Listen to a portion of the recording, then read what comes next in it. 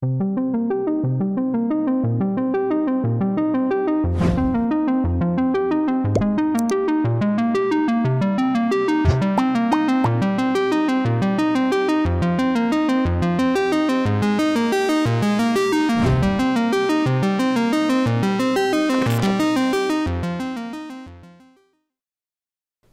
안녕하세요. 이슬이 전문가입니다. 오늘은 이제 영풍재지 문의 남겨주셨네요. 한번 문의 내용을 좀 보도록 할 텐데요. 영풍재지 고점에서 완전히 물렸네요. 매수가 15,100원인데 비중이 80%입니다. 그래서 오늘 엄청 떨어지는데 어떻게 해야 될지 이렇게 문의를 또 남겨주셨죠. 그래서 이 종목은 거의 역대급 종목입니다, 사실. 재작년부터 계속해서 좀 상승을 했던 종목이다라고 좀 보시면 되겠고요. 차트에서 보시면은 2020년 3월부터 오늘까지, 오늘이 아니죠. 이번 달까지도 2년 넘게 계속 이제 꾸준히 우상향을 해온 기업이에요. 그래서 이제 퍼센테이지로 치면 지금 바닥권에서부터 거의 한 650% 정도 올랐다라고 좀 보시면 되겠습니다. 아무래도 그 코로나 한참 초기 때 2020년 때 이런 비대면 관련주들이 굉장히 좀 수혜를 많이 받았었죠. 그래서 영풍재지 역시도 이런 골판지 재지 기업이기 때문에 그에 따른 수혜를 좀 많이 받았었습니다. 특히 이제 택배 수요가 굉장히 좀 급증을 하게 되면서 그만큼 골판지 그리고 재지 이런 종이에 대한 수요가 늘어날 수밖에 없었다. 이렇게 좀 보시면 되겠습니다. 그래서 그런 부분들이 주가에도 그대로 반영이 되면서 상승을 해왔다라고 보시면 되겠고요. 사실 2020년도에는 좀 코로나에 따른 어떠한 수혜로 상승을 했다라고 한다면은 21년도 작년부터는 이런 테마적인 부분들이 실적 부분으로 직접적으로 연결이 되면서 이때부터는 좀 실적 모멘텀으로 상승을 해왔다라고 좀 보시면 되겠습니다. 그렇다고 한다면 여기서 한 차례 더 상승을 할 수 있냐를 본다라고 한다면은 사실 작년이나 재작년보다 실적이 더 좋아야 가능하지 않을까라는 판단입니다. 근데 제가 볼 때는 올해부터는 사실 본격적인 이런 엔데믹이 또 시작이 되는 연도이기 때문에 아무래도 코로나가 한참 유행했던 때처럼 급격적으로 폭발적으로 수요가 늘어나지는 좀 않을 것 같아요. 그래서 물론 원자재 값이 좀 상승을 하면서 어느 정도 좀 영업이익, 순이익이 개선은 되겠지만은 아무래도 그 코로나 초기처럼 폭발적인 수요가 증가하기는 굉장히 좀 어렵다라는 판단입니다. 그럼에도 불구하고 한 가지 더 뭔가 이제 호재성을 좀 말씀을 드려보자면은 매각 이슈가 하나 있어요. 매각 이슈. 그래서 5월 11일에 보시면은 한 차례 많이 좀 올랐었죠. 이때 이제 매각 이슈 때문에 이제 상승을 했던 건데 오늘 하락한 이유도 여기와 좀 연관성이 있다라는 겁니다. 최근에 이제 그 영풍재지에서 매각을 하겠다라고 지금 얘기가 나온 상황인데 오늘의 경우에는 이제 그 입찰 참여 의사를 원했던 그런 이제 후보군들이 전부 다 거부 의사를 내밝혔기 때문에 오늘 좀 급락이 나왔다라고 좀 보시면 되겠습니다. 그래서 예비 입찰 참여 기업이 이제 깨끗한 나라, 한국토지신탁 등 있었는데 전부 다 지금 안 하겠다라고 의사를 밝힌 거죠. 그래서 사실 이때 이제 급등한 이유가 이제 그 매각, 인수 기대감 때문에 상승을 했던 건데 이런 것들이 지금 결과적으로 이루어지지 않고 있으니까 그대로 실망감을 표시하고 있다라는 거죠. 오늘 같은 경우에.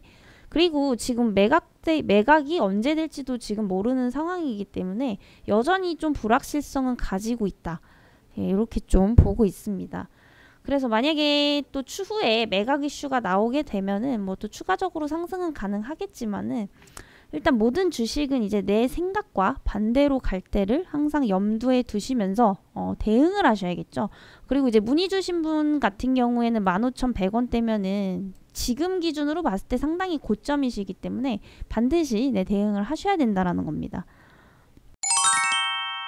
네, 그렇다면 어떻게 이제 대응을 하셔야 되냐면은 결국 우상향하는 종목들은 큰 추세는 이탈하지 않습니다. 자, 보실게요. 한번 이렇게 띄우고 지지선 만들어줬죠. 여기가 그럼 이제 1차 지지선이 되는 거죠. 2차 1차 밑으로 안 내려왔죠. 유지를 계속해서 해줍니다. 한번 1차까지 이제 내려왔지만은 결국에는 이탈은 하지 않았다라는 거죠.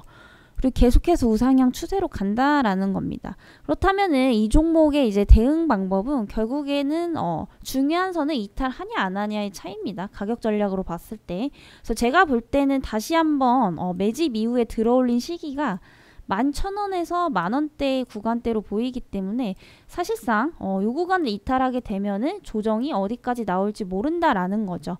그래서 11,000원에서 만원 선을 좀 대응 전략을 세울 수 있는 어떤 가격대로 좀 만들어 보시는 게 좋을 것 같고요. 목표가는 사실상 이거는 이제 신고점을 계속해서 돌파하는 종목이기 때문에 뭐 뚜렷하게 잡히지는 않습니다만 전고점 일단 이상으로 보시면 좋을 것 같고요. 추가적으로 이제 더 상승했을 때 그때 좀 다시 한번 문의를 주시면은 한번 또 시장 흐름에 맞게 설명을 좀 드려보도록 하겠습니다. 이제 뭐 예를 들어서 재작년 이제 3월 19일에 1820원에 매수해서 지금까지 뭐 갖고 있는 게 사실 가장 좋겠죠. 하지만 모든 종목이 이렇게 올라간다라는 보장이 없습니다. 그죠? 그래서 여기서 지금 뭐 매수해서 운 좋게 계속해서 뭐 갖고 있을 수도 있겠지만은 사실상 대부분의 종목들 열의 9의 종목이 꾸준히 우상향하는 종목이 많이 없다라는 겁니다. 그래서 이런 종목들 중간중간에 항상 좀 대응을 하셔야 된다라는 거고요. 오늘 한번 저희 프로그램을 통해서 뭐 한 2년 전쯤에 매수를 했다라고 한다면은 누적 수익률로 어느 정도 좀 쌓을 수 있었을지 한번 같이 좀 보도록 하겠습니다. 한번 그 1년, 2년 단위로 좀 보도록 하겠습니다. 사실 우리가 중간중간에 이렇게 내일 반등할 거야, 뭐 하락할 거야, 이렇게까지 다 맞출 수는 없는 거거든요. 중간중간. 그렇기 때문에 항상 가격 전략을 세우셔야 된다라는 겁니다. 물론 이건 프로그램이기 때문에 내가 이렇게 설정하는 거에 따라서 알아서 이렇게 사고팔고 지금 해주고 있다라는 거죠. 그래서 이런 게 반드시 있으셔야 된다라는 거예요. 보통 이제 그 주식하시는 분들이 그냥 사놓고 나는 신경 안 쓴다. 뭐 이렇게 방치형이신 분들이 굉장히 좀 많으신데 사실 그게 좀 해외 증시에서는 가끔 통하기도 합니다만은 국내 증시는 거의 좀 통하기가 굉장히 좀 어렵다라는 거죠. 물론 뭐 삼성전자, NC소프트 연봉으로 봤을 때 꾸준히 올라가는 종목이 있긴 있습니다. 간혹 대형주들 중에서.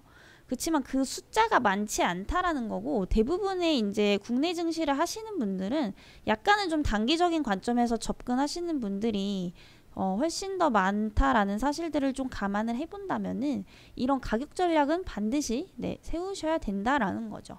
그렇지만 이게 사실 세우기가 쉬운 건 아니거든요. 가격 전략이. 그죠?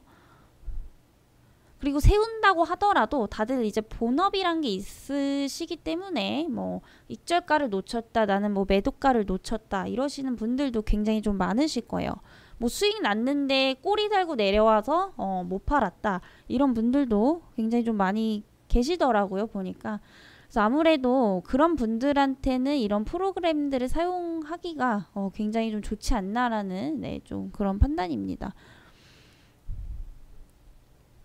지금 이제 끝났습니다. 2020년 5월 19일부터 이제 5월 18일까지 22년 오늘까지죠. 그래서 이거 지금 굉장히 좀 중간중간에 많은 좀 수익이 나왔던 상황이에요. 그래서 누적 수익률이 현재 한번 세어보니까 누적 수익률이 약 280%네요. 280%. 뭐 사실 아까 그 1820원에 사가지고 지금까지 들고 있는 것보다는 수익률이 안 되지만은 그럴 거라는 보장이 없다라는 겁니다. 주식시장에서는요. 그리고 이 종목도 사실상 어떻게 보면 또 가지고 있었다라고 하면 운도 좋았다라는 거죠. 항상 반대로 갈 것도 생각을 하셔야 된다라는 거예요.